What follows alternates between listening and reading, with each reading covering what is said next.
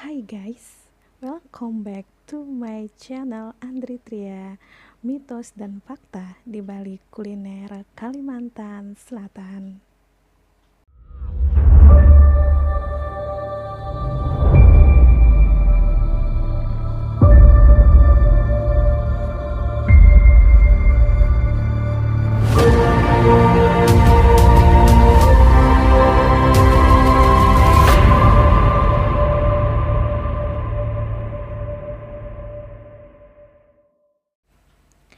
Di cerita ini, tokoh utamanya adalah Anita dan adiknya yang bernama Agnes, guys. Kejadian itu terjadi pada tahun 2008 ya, guys. Jadi ini adalah kisah nyata yang dikirimkan oleh Anita ke email aku ya, guys. Terima kasih Anita. Awal ceritanya di mana si Anita ini lulus seleksi menjadi PNS, guys, di Kabupaten Hulu Sungai Tengah, yaitu di Kota Barabai.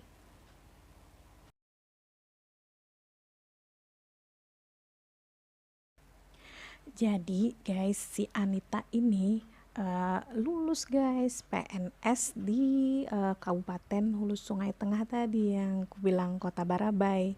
Nah, Kota Barabai ini, guys, terkenal dengan sebutan namanya Kota Apam, guys. Apem itu adalah nama kue, guys. Jadi Kota Barabai itu diberi julukan Kota Apem. Apem itu kalau bahasa Indonesianya juga apem ya, guys. Nah, apa ya namanya yang bahannya itu dibuat dari tepung beras gitu. Itu rasanya enak ya, guys. Apalagi kalau dimakan pakai kelapa parut gitu. Kalau di Barabai itu apemnya itu tipis-tipis, guys, enggak tebal gitu, tapi rasanya enak, guys. Nah, jadi bagi kalian yang mau ke Tanjung atau mau ke Kalimantan Tengah yang lewat Barabai, bisa tuh mampir beli apemnya, guys. Di sana juga ada kue lam ya, guys. Kue lamnya itu enak, guys, rasanya manis. Jadi bagi kalian yang suka makan yang manis-manis, bisa tuh beli kue lamnya ya, guys. Ceritanya ini tentang apam Barabai ya, Tria? Bukan, guys. Aku mau cerita tentang Anita yang tinggal di rumah berhantu, guys, selama 1 tahun yang ada di Kota Barabai, guys. Terus apa hubungannya tuh sama kuliner? Nah, tonton terus cerita aku ya, guys. Simak baik-baik cerita aku, guys. Jangan kemana-mana.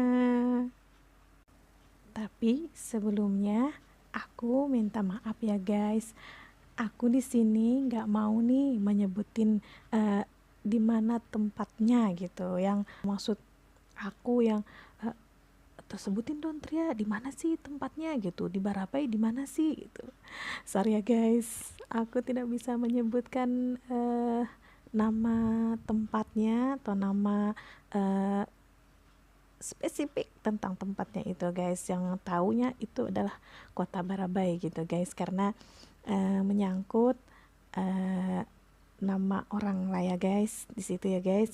Jadi aku mohon maaf sebelumnya. Aku tidak mau menyebutkan di mana tempatnya gitu, guys, dan di mana rumahnya. Oke, guys, simak aja baik-baik cerita aku sampai selesai ya, guys. Please jangan kemana-mana, guys.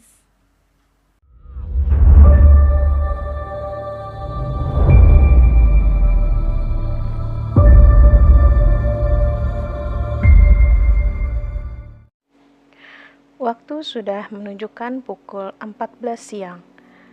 Anita gelisah, bingung mau cari rumah kontrakan. Sudah 1 minggu dia numpang tinggal dengan temannya Sari yang sama-sama lulus PNS di Barabai. Teman-temannya sekantor pun ikut sibuk mencarikan rumah kontrakan buat Anita. Sampai pada suatu hari, "Bu Anita, saya Ririn. Apa ibu cari rumah kontrakan?" "Iya, benar Bu. Rumah saudara saya Bu, sudah 10 tahun kosong. Mereka sudah lama meninggal dan anak-anaknya sekarang tinggal di Sampit di Kalimantan Tengah. Kalau Bu Anita mau, kami sewakan murah Bu. 1 bulannya, asal ibu mau merawatnya dengan baik." "Murah? Murahnya berapa Bu?" "Iya Bu, asal ada yang merawat juga lumayan buat bayar listrik dan PDAM-nya. Kami sudah senang Bu, soalnya saya udah capek bersihin tuh rumah." "Ayo Bu, ikut saya. Siapa tahu ibu mau lihat dulu rumahnya."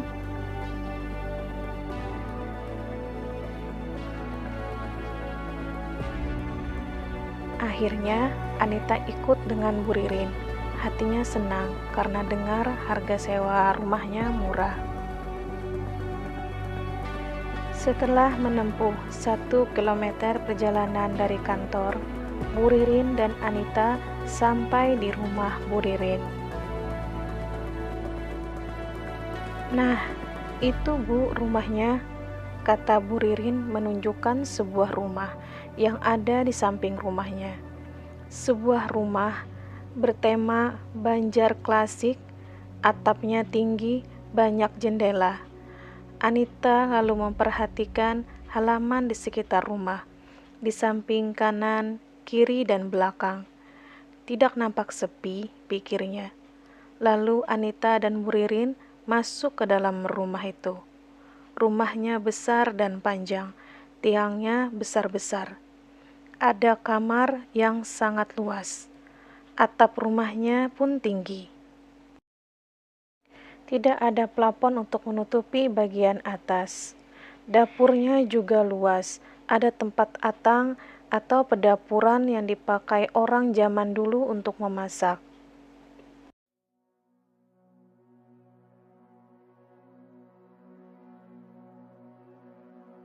Akhirnya, Anita memutuskan untuk pulang ke Banjarmasin dan bertukar pikiran dengan orang tuanya. Anita cerita tentang rumah yang ditawarkan Bu Ririn. "Apa tidak kau cari dulu rumah yang lain, Nak? Siapa tahu ada yang lebih nyaman," kata bapak. "Rumah itu terlalu besar untuk kamu tinggali sendiri, Nak." "Aku mau ajak Agnes, Pak. Biar nanti Agnes terusin sekolah SMA-nya di Barabai aja. Biar aku ada temannya, Pak."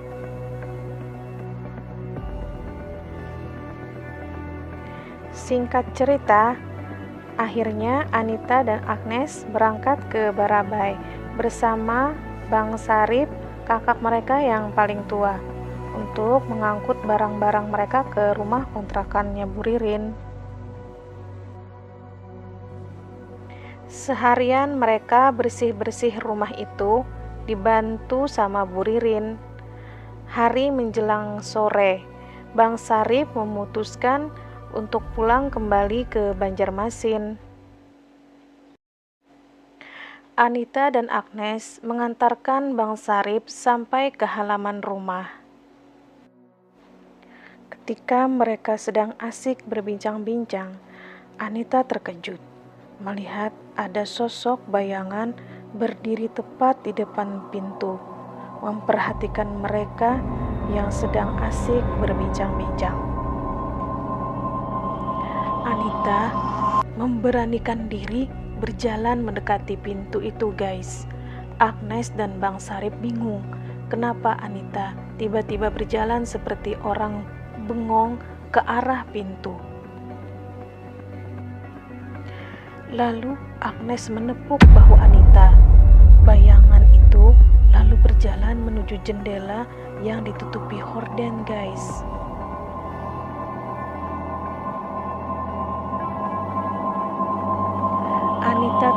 sesaat, dia bingung menyaksikan sesuatu yang di luar nalarnya. Bang Sarip lalu pergi. Hari menjelang malam. Setelah sholat Isya, Anita masih kepikiran tentang bayangan yang tadi sore dia lihat. Tapi dia tidak berani bilang pada Agnes.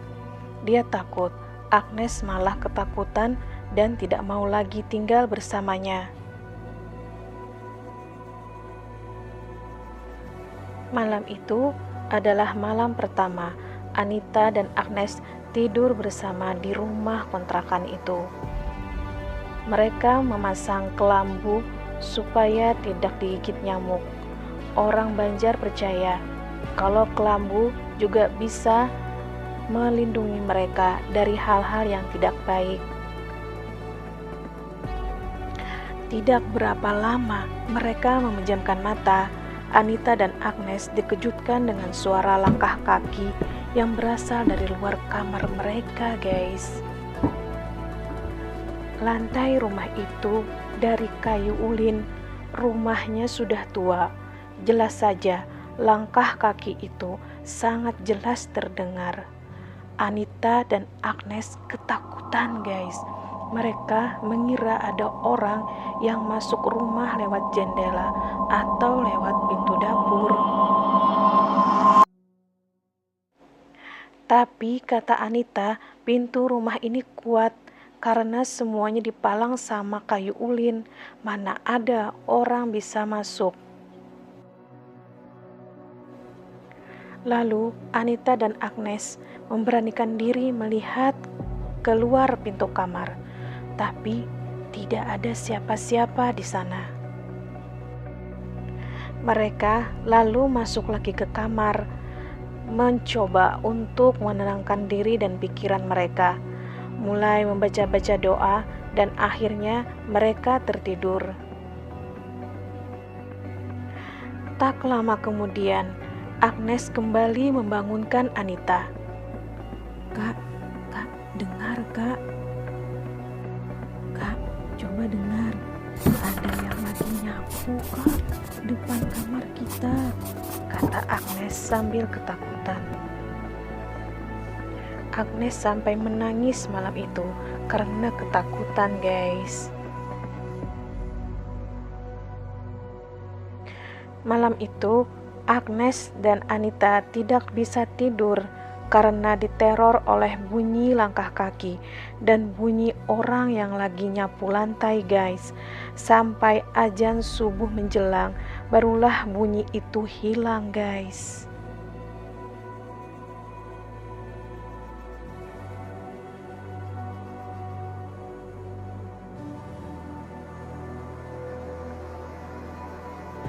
Hari berganti hari. Anita dan Agnes sudah 1 minggu tinggal di rumah itu, dan mereka juga tidak bisa tidur selama 1 minggu, guys.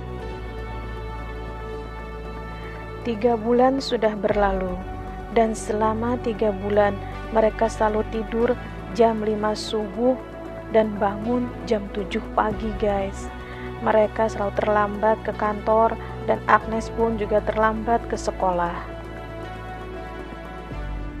Bapak dan Ibu yang sudah mendengar cerita dari Anita akhirnya memutuskan untuk berangkat ke Barabai karena mereka gelisah dan juga khawatir mendengar cerita dari Anita.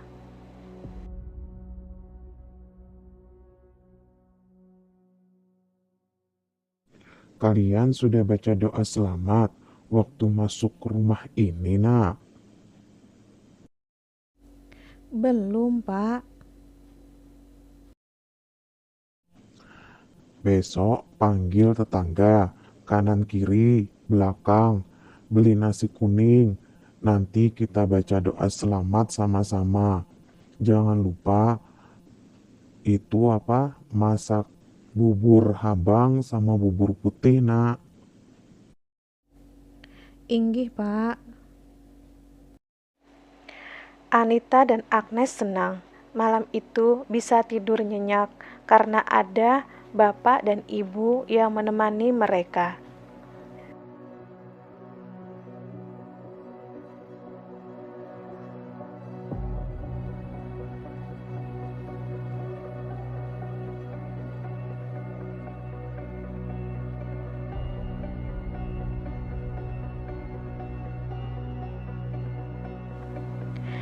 Besoknya, mereka panggil tetangga dan juga Pak Ustadz yang tinggal di seberang rumah untuk memimpin doa selamatan di rumah itu. Setelah yang lain pulang, Bapak lalu berbincang-bincang dengan Pak Ustadz tentang keluhan Anita di rumah itu. Wah, sudah sering saya dengar semua orang yang sewa rumah ini nggak bertahan lama, Pak, karena sering diganggu dan juga merasa kepanasan, kata mereka. Mereka bilang ke saya kalau anak-anak sering menangis, nggak bisa tidur. Tapi saya tidak bisa masuk ke rumah ini karena nanti dikira yang punya rumah saya ikut campur, Pak. Tapi hari ini saya diundang ke sini. Boleh, Pak, saya melihat-lihat? Iya, Pak Ustadz, silahkan. Pak Ustadz Fahri lalu menelusuri rumah itu sudut demi sudut, dan dia berhenti di pintu kamar Anita, guys. Beliau menunjuk ada botol yang berada di atas pintu kamar tergantung, guys. Ustadz Fahri lalu cerita tentang sejarah rumah itu, guys. Dulu pemilik rumah ini orang kaya. Dia punya banyak rumah di mana-mana. Hartanya banyak, duitnya banyak, rumahnya banyak, tanahnya banyak. Dia punya rumah banyak di Kalimantan Tengah. Mungkin yang di dalam botol itu adalah salah satu syarat rumah, karena dulu orang zaman dulu takut ada pencuri yang masuk rumah, jadi mereka punya syarat rumah. Jadi kalau ada orang yang berniat jahat, mereka biasanya menampakkan diri dengan wujud yang menakutkan dan menyeramkan. Tapi kalau orangnya itu baik, biasanya mereka cuman menakut-nakutin dengan suara supaya kita nggak macem-macem sama rumah ini.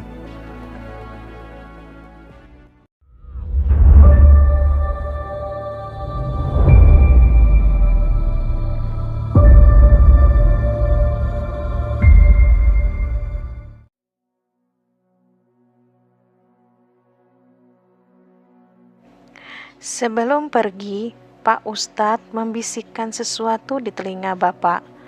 Setelah itu, beliau pamit untuk pulang.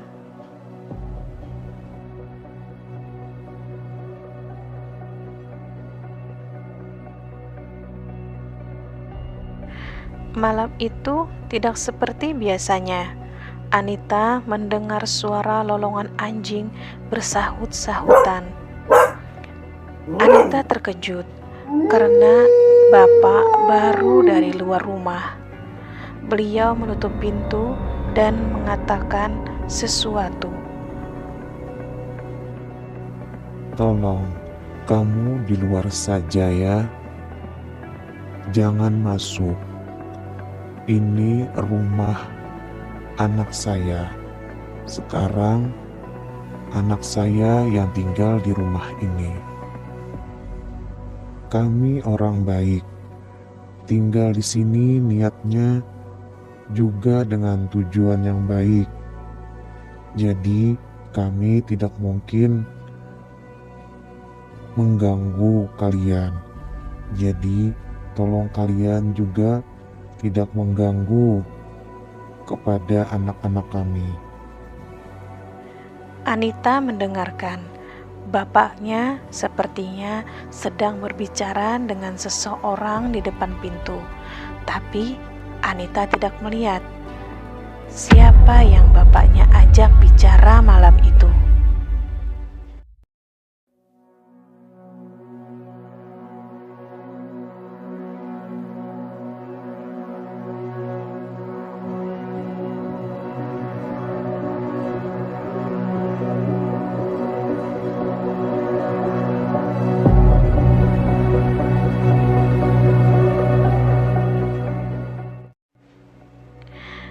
Hari berganti hari, minggu berganti minggu, bulan pun berganti bulan. Tidak terasa, mereka sudah tinggal selama 7 bulan di dalam rumah itu. Bu Ririn membawa paranormal ke rumah itu. Bu Ririn mendengar desas-desus dari tetangga kanan kiri kalau katanya Anita dan Agnes ketakutan di rumah itu gara-gara rumah itu berhantu. Paranormal itu bilang kalau dia minta buatkan bubur habang dan bubur putih buat penetral di rumah itu. Bu Ririn menyanggupi dan dia tiap Jumat lalu memasak bubur habang dan bubur putih, lalu dia taruh di depan rumah Anita. Kata Pak Ustadz, Rumah itu sudah saya bacakan ayat kursi. Insya Allah tidak akan terjadi apa-apa lagi.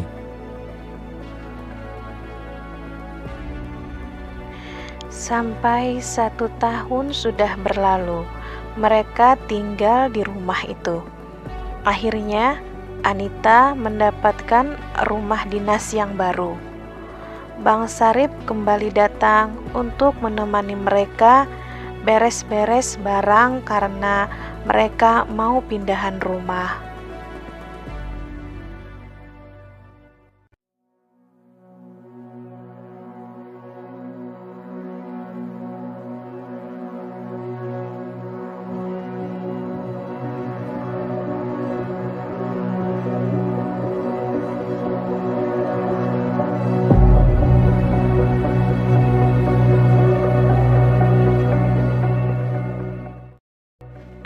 Malam itu adalah malam terakhir mereka tidur di rumah kontrakan Bu Ririn.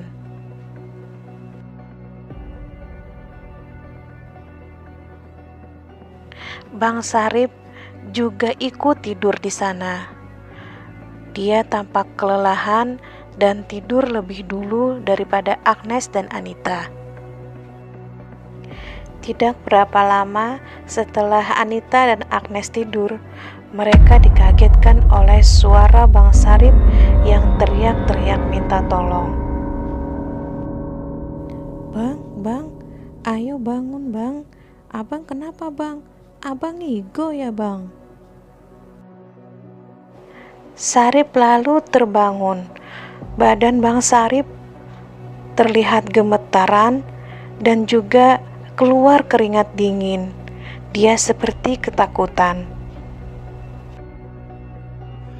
Aku melihat ada seorang wanita berumur setengah baya seperti ibu-ibu yang sedang memegang sapu.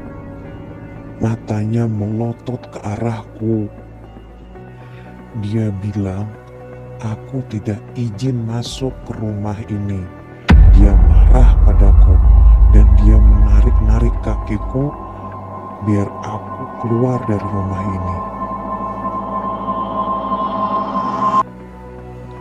Kami selama ini hanya mendengar suara, Bang, tapi kami tidak pernah melihat wujudnya, kata Agnes. Aku pernah lihat, kata Anita. Waktu pertama kali kita pindah ke rumah ini, Nes. Tapi malam itu aku nggak mau bilang sama kamu, Nes. Aku takut kamu nanti nggak berani lagi tinggal di rumah ini.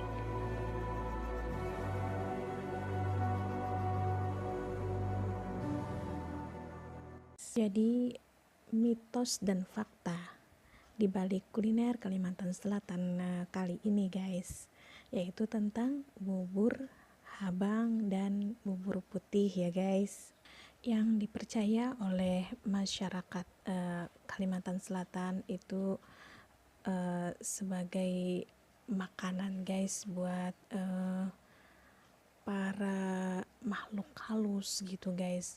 Jadi kata mereka sangat menyukai bubur habang dan bubur putih itu guys. Cara pembuatannya juga begitu mudah ya guys. Itu dibuat dari terbuat dari beras yang dimasak dengan santan dan gula merah guys. Gula merah kata orang Banjar tuh gula habang guys. Jadi hanya disajikan untuk acara-acara hajatan-hajatan kecil kayak selamatan rumah gitu guys. Terus juga kayak hajatan-hajatan besar juga guys, kayak misalkan hajatan wedding gitu.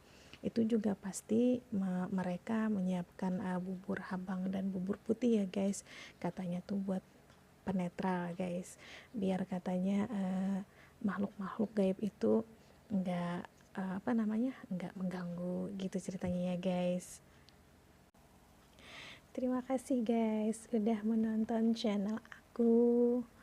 Nah, untuk kalian yang ingin cerita ke aku tentang pengalaman mistis kalian, silahkan kirim ceritanya ke email aku ya guys.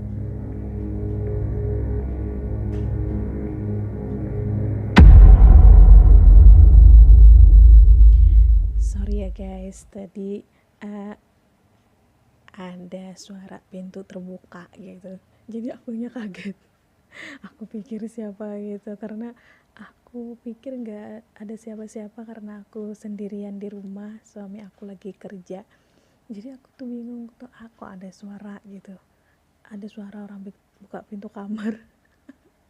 Jadi ketakutan sendiri aku ya guys. Ternyata itu kucing ya guys. Jadi parno sendiri guys, aduh. Oke guys, sampai di sini dulu perjumpaan kita pada episode aku kali ini. Silahkan di like kalau kalian suka dengan video aku guys. Bagi kalian yang baru hadir di channel aku, welcome guys to my channel Andri Tria.